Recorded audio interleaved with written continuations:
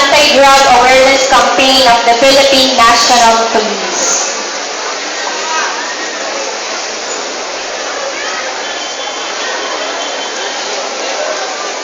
They are the police officers from Camp Crame, Quezon City. They are the task force on battle against drugs, or what we call BAD, in coordination with the PNP Values and Spiritual Council. On behalf of Don Las Mena Senior Memorial National High School community, we want to thank you to all the members of the task force for your willingness to work on this important issue against drugs. Starting today, every person in this school, especially the students, will fight against it. Illegal drugs are everywhere and everybody should say no to it. We will say no to every offer of alcohol, tobacco, and drugs to us.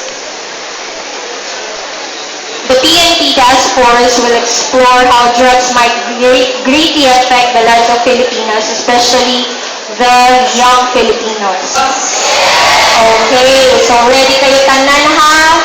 If you know someone who are addicted or who are offering drugs to you, report it right away to all the adults that you know.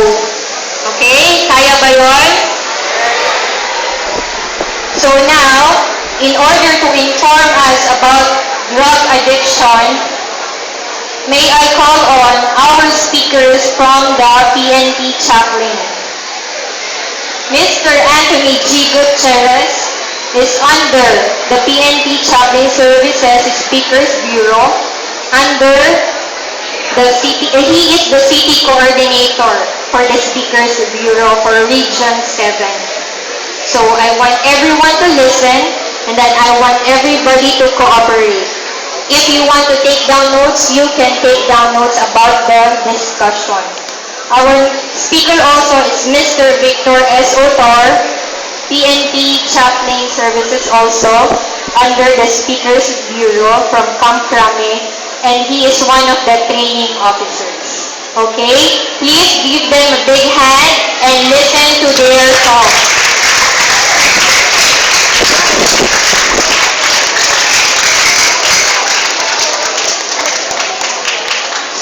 Good afternoon, everyone. Once again, good afternoon in Serious Piña Senior Junior National High School. I hope na andaman ka na. In behalf of our campaign, PNP Chaplain Service Speakers Bureau, ang among tuyong-tungong karong hapon is to give importance information about drugs. And before we start,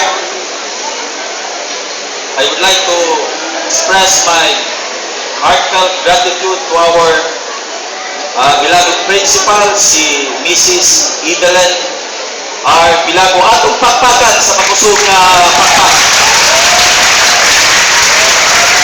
Thank you. And then, nilisan na ko kalimtan si